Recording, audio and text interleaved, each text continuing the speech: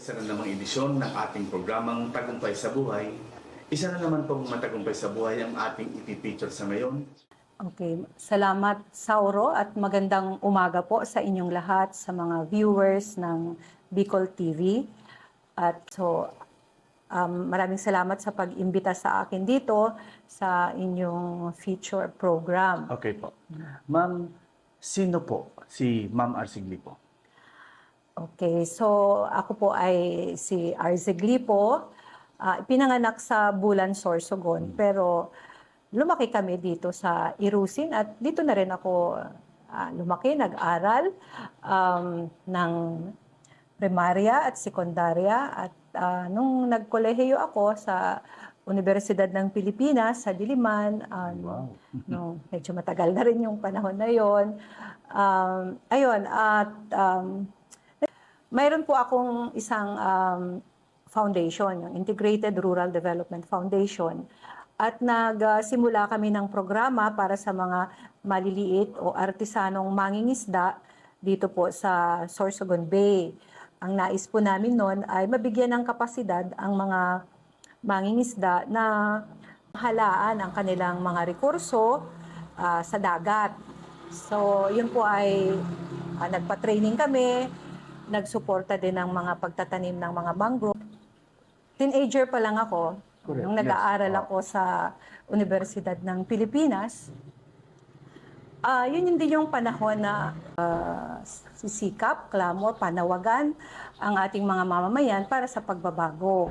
So marami nga kami na mga estudyante yung kumbaga ay nagbigay din ng aming oras, panahon upang magkaroon ng isang masiglang citizens movement para sa mga reformang pampolitikal, pang-ekonomiya. Kasi noong 1980s ay medyo naghihirap ang bansa, maraming mga utang at wala tayong mga kalayaan. So yun nga, nagkaroon ng EDSA Revolution noong 1984, nagkaroon ng pagbabago, nagkaroon ng bagong administrasyon at doon nagsimula yung graduate din ako. Wow. At nagkaroon ako ng pag-iisip kung saan ba ako pupunta, sa gobyerno ba? Dahil bagong graduate ako, mayroon din akong mga nag-apply ako sa mga ilang government agencies, natanggap naman ako, pero mayroon ding mga opportunities para sa involvement sa community through yung mga NGOs. So, gawa ng aking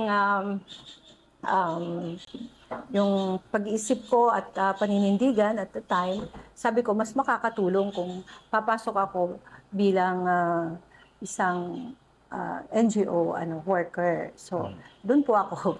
Ang naging choice ko ay mag-contribute sa pag-organisa, pagbibigay ng kapasidad, pagbibigay ng training sa mga farmers because at that time ay naghahangad din yung mga farmers na makuha yung kanilang karapatan sa lupa, yung tenurial security na sinasabi kasi at that time, di ba, mayroong kumbaga karamihan pa rin ng ating mga magsasaka hindi kanila ang lupain. Yes. Okay, yung lupang sinasaka nila. So may mga campaigns noon for agrarian reform and in 1988 na ipasa nga yung Comprehensive Agrarian Reform Program. So in a way, naging victorious din yung mga farmers. Although maraming problema pa rin yung CARP, very limited pa rin yung scope nito, but marami rin naman ang nagkaroon na ng tsansa na makuha yung kanilang mga lupa.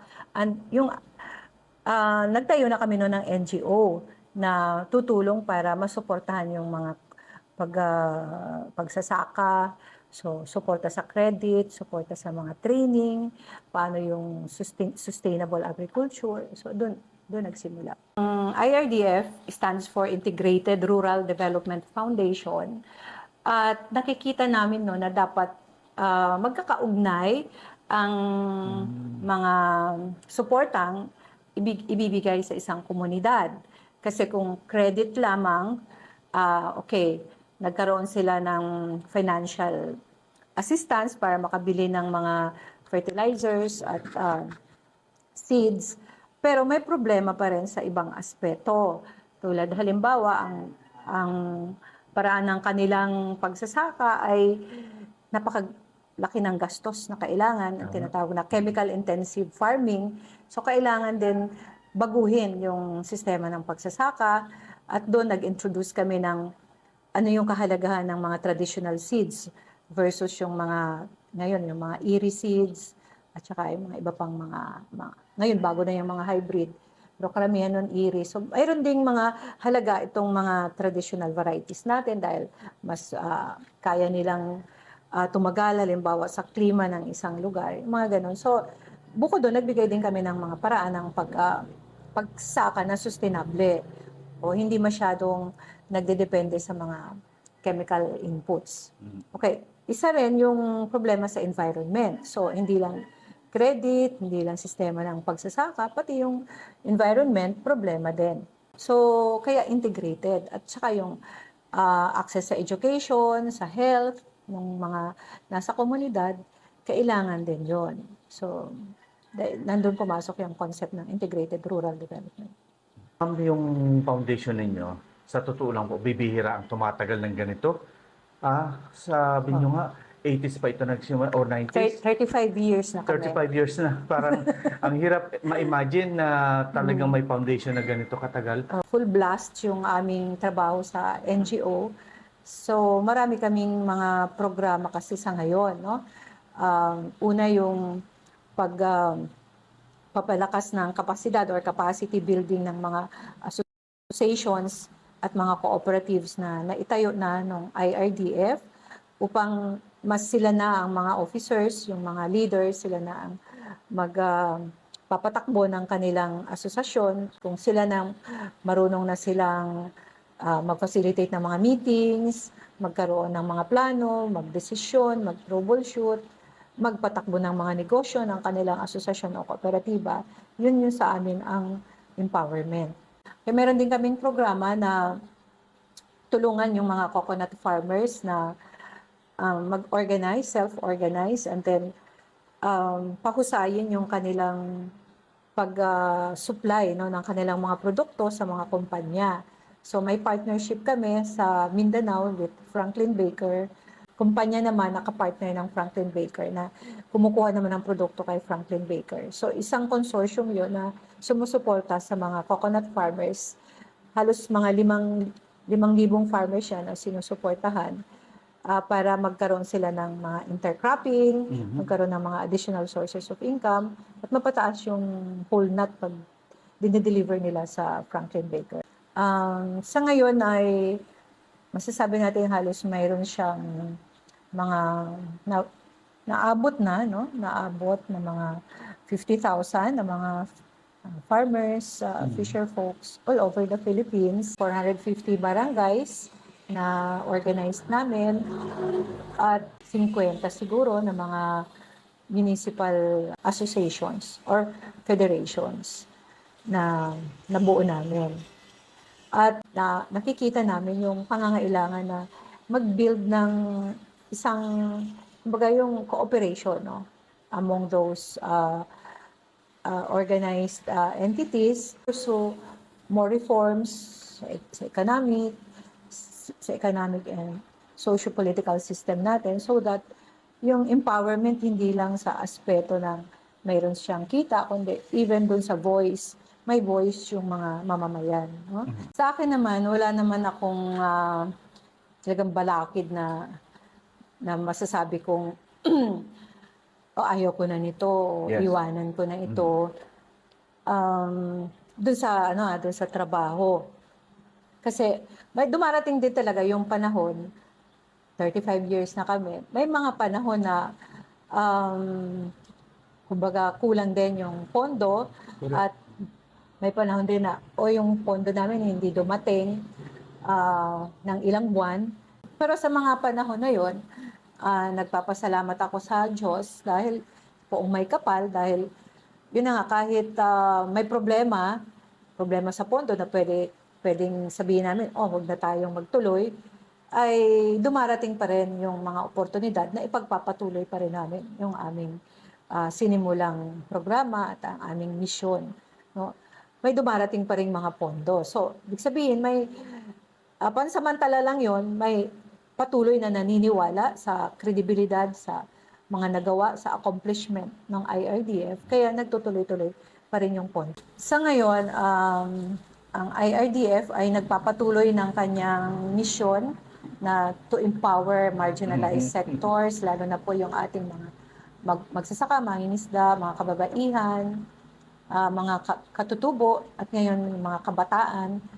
At may mga programa para maipatupad itong misyon magmula sa pag-oorganisa ng mga komunidad, pagbibigay ng mga training, seminars, education, pagtatayo ng mga pangkabuhayan, ng mga programa sa mga komunidad, pagtatayo ng mga social enterprises, pagpapalakas ng kapasidad sa disaster preparedness. So, maraming mga programa ang IRDF at may advocacy ito, lalo na pagpatungkol sa mga karapatan ng mga magsasaka, malakas yung advocacy namin dito at mga mangingisda. At mayroon din kaming environmental protection, and for the past 2 years ay mayroon kaming reforestation project dito sa Segundo Distrito. So nagpapatanim tayo ng mga puno, lalo na yung mga denuded na or mga wala ng mga puno na mga bundok natin. Ang aming foundation, ang IRDF, ay matatagpuan ang opisina dito po sa Barangay San Pedro, Irusin, Sorsogon. May website po kami, yung irdf.org.ph, at may Facebook account. Baguhin natin ang ating, sabi mo nga, marami tayong pakikibaka sa araw-araw, na pagharap sa buhay. Nandiyan yung mga problema ngayon, lalo na papasok na ang enrollment, tuition fee, yung mga nagsasaka, nandiyan na kailangan nila ng mga fertilizers, at iba pa, no? Mga gamit sa pagsaka, binhi, mga mangingisda na may problema at wala na sila daw mahuli. May dito sa bandang Sorsogon Bay, dito naman sa sa Bulan, maraming nahuhuli, pinagtatatapon, may mga nagtatapon. So marami talaga sa araw-araw na pagharap natin sa buhay, marami tayong problema. Pero titingnan natin siguro ang pagharap nito bilang isang komunidad o bilang isang bansa. Kasi yun ang kulang sa atin ngayon, no? Baka yun ang harapin natin, na paano tayo magsusolve ng ating mga problema na magkakasama tayo at hindi lang bilang isang tao, isang individual, isang magsasaka, isang mangingisda, o isang pamilya. Kasi hindi natin masusolve yun dahil mas malaki sa ating araw-araw na buhay ang hinaharap nating problema. Ang pangarap natin bilang komunidad, bilang probinsya, bilang bansa, ay tayo rin ang lumilikha ng realidad na yon. Tayo, ang araw-araw nating pagtrabaho, araw-araw nating pagsisikap, araw-araw nating pag-iisip at pagpaplano, lahat yon contribute, no? Para gumulong yung buhay, gumulong yung ating ekonomiya, umangat yung ating ekonomiya. Kumbaga, lahat yun ay contribution natin. So, yan mga kaibigan, ang isa namang naging makabuluhan na ating pagtalakayan sa programang Tagumpay sa Buhay. Si Ma'am Arceg Lipo, isang ordinaryong tao, naging matagumpay at ang kanyang tagumpay inialay niya rin sa mga kapusbuhay. Okay? Tandaan niyo po mga kaibigan, ang tagumpay sa buhay, nakasalalay ito sa araw-araw ninyong pagkibaka sa buhay. Para po sa isa na namang edisyon ng Tagumpay sa Buhay, ang inyong likod, si Rosario Mistoso. Magandang umaga.